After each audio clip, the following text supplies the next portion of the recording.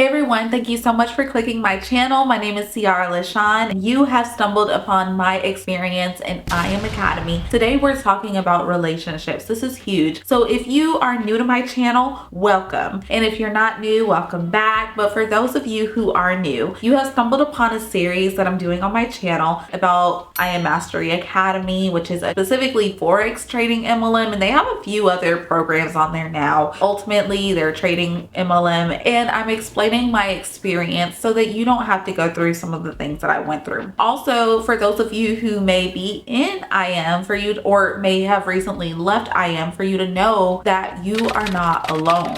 I also went through some of the very similar things that you are going through because it's hard when you leave an MLM. I know, trust me, it took me years to really feel comfortable and confident enough to talk about it because of the deconstruction I had to go through, because of the healing that I had to go through, because it's just so many emotions. Today we're specifically talking about Yme, or just MLMs in general, and the effect on relationships. But specifically I want to talk about the effects of relationships that were in my life. Maybe you can relate on how it also may have affected your relationships, because here's the thing, we are promoting this business. When you're in Yme, it's an MLM, so you really want to promote the business to your family members and friends, and it can get so icky when you're doing that because you're putting your family and friends in a position to where if they don't join your business, they feel this pressure. They feel this pressure that they're not supporting you, but joining your business also has a financial cost to it. And if it's an Yme Academy, it's generally going to cost about $300 or more. Now we have programs that I think when I was in it, we had like a program for $235, but like that's like the most basic program. I don't know if it's the same. I don't know the prices now.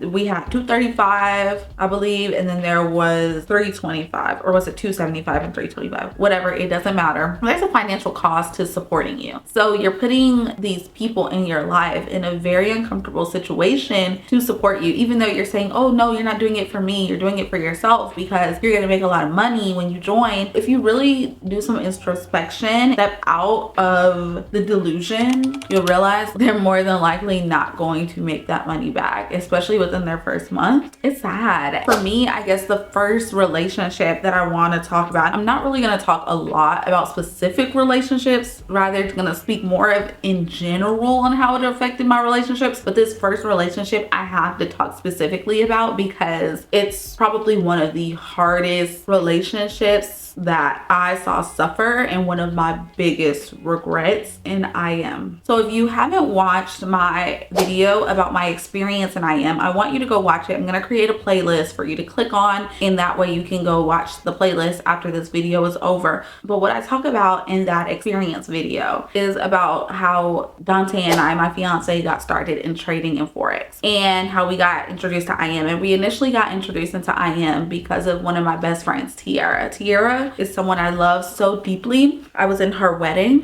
I was her college roommate. We were college roommates. That's where our relationship really started. Really started a little bit before that. Like, I led a campus ministry at my university and she was a part of it, and then we decided to be roommates, and then we just been friends ever since. However, there was a huge hiccup in our friendship because of Yme, and it's like the hardest, I think, something that I've had to heal the most from, and I'm still kind of healing a little bit from it, with our relationship. Because Dante, if you watch the first video, you'll realize that Dante actually joined Yme before I did, and he joined under her. He joined in her business, then I joined under another girl's business because one, she paid for me, and two, she just gave off this whole persona and aura that was what I thought was going to be like women empowerment. So not my best time as a friend. I joined underneath somebody else. It's so petty to look back on. It's like, who cares who you joined under? It's all a terrible company. It's all a bad, like, it's not really a good opportunity. At the end of the day, it's not like you missed anything either way. As a matter of fact, you would have lost either way, whoever you joined. I joined under another person, and I had a good experience under this other person in the beginning. So I encouraged Dante, my fiance, to join under me in this other girl's business, which you're technically not allowed to do in Yme. It's like against the policy, but people do it. So he actually left Tiara's business and joined my business. It wasn't a good situation because it hurt her, because she worked hard for that. Like, she made a rank, and I took him because I wanted to make a rank. I think I was making platinum 1000 at that point when he joined. So like, I hit hit platinum 150, platinum 600 without him in my business. And I think it was when he joined that I actually hit platinum 1000. He joined my business and I hit a rank. It hurt her though because she lost her rank. But I think what really hurt is that we stopped being friends because it was sensitive, and like I don't want you guys to say anything negative about her, but like it was petty, but it was petty on both of our part. And I wasn't a good friend to not have supported her in the first place and to trust somebody else would have my best interest instead of supporting my friend. But like I said, regardless, we were gonna lose anyways, no matter who we went under, because it's just not a good situation. What breaks my heart about that is that the same person whose wedding we were a part of, the same person who we actually hung out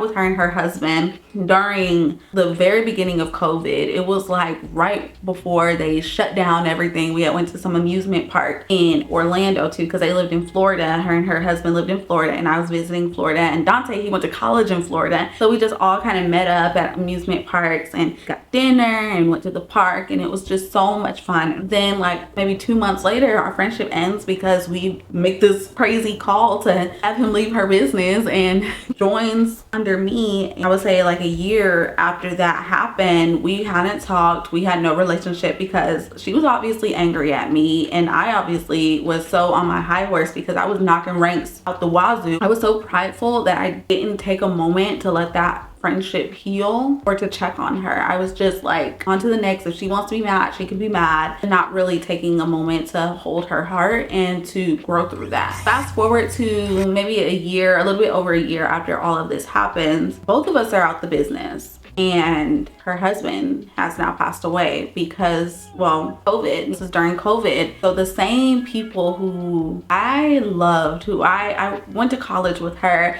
I remember when she met her husband. I was there for it all. Like, I remember their late phone calls. I was her roommate during the time. Like, I remember when he came to visit from his school to spend time with her, and I remember hanging out with them so many times. I remember introducing my fiance, who like at one point was a stranger to me. I remember introducing him to them. I remember being a part of their wedding when that time came. I remember even after they were married, we did a lot of double dates together as just friends and family, because that's what we became, like family. Like, he was my roommate, she was my sister. She was my sister in Christ as well. We were both leading ministries together. So when I learned that her husband had passed away, my heart was crushed, because I realized that this was a relationship that was completely squandered from pride. And you just never know how much time people have. But not only that, like, it's the dumbest thing in the world to put this business before your friends. Granted, she was my friend, but her husband was my friend too. I loved him deeply. I saw him as a brother. I saw him as a friend. This was someone who I laughed with and had so much fun with, who, if I can be completely honest, it's probably not a day that goes by that I don't think of him. Like, seriously, like, he was somebody who I really loved, who I hate that I chased after this whole Yme get rich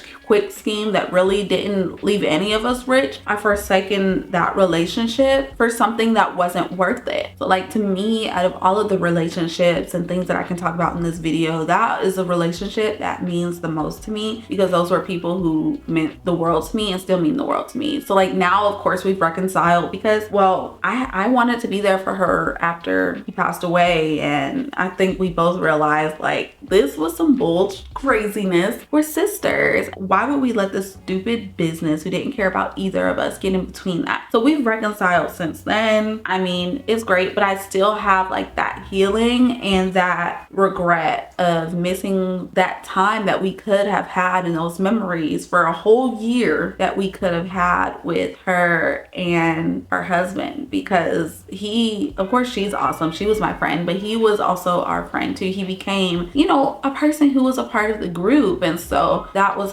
heartbreaking. And I just have to lift up that relationship, because that is one of those relationships that just means the world. Another relationship that I cannot not mention when I'm talking about the ridiculousness of forsaking those that I love is my relationship with the ministry that I had actually founded a few years ago. So I used to lead a ministry called Synergy. Some of you are familiar with it, and you may be wondering like, what the heck happened to Synergy? And some of you may have even been in it it. Synergy was such a gift. I started it with one of my friends and it grew. It was one of those things where it was never meant to be a ministry. It was just like, I need an accountability partner. Let's do Bible study together. And then it grew into more people just being invited and more people coming, and it grew into this beautiful ministry. Well, when I joined Yme, I ended up, first of all, the pressure of COVID financially, like my mind wasn't in the right place. And I was like, well, I'm in Yme and I'm making money because I'm getting these different ranks. So I'm going to stop doing Synergy because I need to focus on Yme and focus on building the business. And Synergy and Yme were at the same time. So I would be leading Synergy. This is how crazy it was. I would be leading Synergy, like a Bible study, and at the same time have like my laptop or my phone on an opportunity call for Yme. And an opportunity call is just a call where we, like a Zoom call where we would introduce the business to people. We had these every day at like 7 or 7:30. Can't remember, it was like 7 or 7:30, but it was at the same time as Synergy. I couldn't miss opportunity calls because I was expected to be on them. It was kind of culty, so like if you don't make an opportunity call, you're a terrible person. I had to be on the op calls, but I also had this ministry that I loved a lot. So like I was still trying to lead ministry while also being on the op call. So I'd like be on one device on ministry, be on the other device on the op call. And it was like juggling my mind. It was juggling my attention. So eventually the op calls won because they're like, Ciara, you need to focus on this if this is what you really want. Like you gotta take it seriously. You have to act like it's a job. Unfortunately, I did. I had to step down from Synergy. Well, I didn't have to, but I decided to step down from Synergy because I was like, I need to focus on generating income. That's what I thought. I really thought it was gonna actually like make me a lot of money. But I was like, I need to focus on generating income because it's COVID. That was my excuse. And it really was a valid excuse to me. I thought it was true. I mean, it was true. I thought that I was gonna make money, but obviously it didn't work. But that was also a very huge, I guess, ruiner of relationship because I created something that I loved. Like God helped create this community of people that I loved so deeply, and I basically forsook them. It's so stupid. Like it's so stupid and regrettable. These are relationships that mattered so much to me that I let be squandered, and I squandered them. You know, I can't even fully blame Yme, but what I am blaming is the fact that the system and this hustle culture causes you to not care about these relationships, right? They encourage you to let go of those relationships because there's nothing that matters more than making money. That's what they teach you. And that's what I really believed. And even though I knew that like God was way more important than making money, yes, I did know that. I didn't forget that. However, I'm like, well, I feel like God, because they put God in everything, right? They would preach all the time in Yme. So you're feeling like, well, God is leading me in this different direction and to do ministry in a different way. Like I'm going to join this ministry, even though it was not a ministry. It was so prideful, so self-centered, so hustle-centered, had nothing to do with God. We would just add God onto motivational speeches just to have some sort of credibility, because if God says it, then that makes it true. That's why we had God. I also did the icky thing of having my family join my business, which is not uncommon. Like a lot of people sign up their family so that they can hit rank. So what that does is now it's like really icky because your family feels pressured to support you. But what I did was my parents, like they had the money, so they just joined to support me. They signed up my siblings to support me. They weren't joining any calls. They weren't really technically building the business, but they were hitting ranks because they were signing up my siblings and like different family members. And then it helped me build the business because now my other family members are seeing that, oh, your parents joined? Oh, like they got, you know, credibility, so this must be legit. So then they join. It's so icky because it's like nobody in the end won. And I think that is like really what my purpose of this video is when I'm talking about these relationships. If you're still in the business, if you're still in the business, I want you to know there's no winning. These people who you are joining in these relationships that you are bringing into the business are not going to win, and it's going to suck. It's going to hurt so bad when it doesn't work out. You're going to have a healing process. You really are. But I think the worst part about your relationships and Yme and your relationships in any MLM is that you're putting your family members and your friends in this awkward position to feel like they have to financially support you, and that if they don't financially support you, your MLM or Yme is likely going to tell you that they don't support you, that they don't have your best interest. They're not really rocking with you like you thought that they were. So now you're starting to view the same people who love you deeply as enemies. I never had enemies before I joined Yme, and I was told that certain people were now my enemies because they weren't supporting me or they weren't joining my business. That is so toxic. The same people who love you cannot just become your enemies because they won't just throw away $300 or more, because $300 is just a one-time payment. There's a monthly payment. They don't believe in you if they don't join. That's so toxic to believe. And I'm gonna keep it 100. My brother, my older brother didn't join my business, but I remember one day he called me and he was like, "I'm so proud of you." I thought when he said, "I'm proud of you for getting interested in trading and investing," I thought he was gonna join my business. I thought it was in the bag, but he didn't. And you know what? I'm grateful he didn't, and I'm grateful for every other person who didn't join my business, because I don't have to feel that weight of guilt on my brother or anybody else. I mean, the people who didn't join my business, the people who did join, I'm like, yo, I feel bad. I feel like really bad that I led people to something that ultimately didn't even work for me. And that's the point of this video, is for you to know those relationships aren't worth it. If you realize that you're not getting results when you're inviting more people into the business or losing these relationships because of the business, count the cost. Is the business even worth it? Is Yme really worth it? Is Yme worth your integrity? Because that's something that you will lose as you're inviting your friends and family. You will lose your integrity. Don't listen to the BS where they're like, "Oh, you're impacting lives." No, you're impacting their bank accounts because they're losing money. You're not impacting in a good way. It's all gonna fall down. Eventually it does. The same people who I started in Yme with, none of them are there anymore. And these are top leaders. I'm talking about chairman gone. If you don't know what a chairman is, good for you. That means you don't know much about Yme and you haven't been indoctrinated yet. But if you know what a chairman is, I'm talking about top chairman leaving the business because it wasn't what it seemed to be. It's not worth it. It's not worth your integrity, y'all. It's not worth losing these family members and this time. I lost time with my friend Malcolm. I lost time. He didn't even get to meet my daughter. It's not worth it. This freaking business isn't worth it. Money isn't worth it. It's not worth your integrity. It's not worth these relationships. It's going to fall down and you're going to be left to pick up those pieces. And my plea to you is, if you're in it, to like wake up, please. You probably aren't, but if you're in it, don't lose those relationships. Hold on to those people in your life, no matter what. Hold on to your people. Now, I'd be remiss if I made a whole video about relationships and I didn't actually like also embrace the relationships that I made in Yme, because you can make friends too. It's not all bad and gloomy. There is a silver lining, and my silver lining was that I did make friends. I did make good relationships. Pretty much everybody who I was in the business with, I still have a great relationship with to this day. These women found a way after leaving the business, after leaving Yme, to really hone into their God-given skills, and they're killing it. So like, you can really develop real friendships in Yme too. If you had no enemies, like I said, I had no enemies before I joined Yme. Now I'm in, and now I'm all of a sudden getting enemies. I didn't really have enemies, but I was feeling like I had enemies. I was feeling like people who weren't joining my business were against me. That's not healthy. That's not safe. That's not good for you. Don't let this company ruin your relationships. Don't be pushy. Don't scare your friends away. Be yourself. Stay true to who you are. Don't change. Oh my gosh, don't switch up because of this stupid company. Be you. Cherish your relationships. It's not worth it. I'm telling y'all, take it from me, somebody who lost relationships, someone who lost a friend. It's not worth it. I can tell you that with my whole soul and the bones. Like, I feel it in my bones. It is not worth it.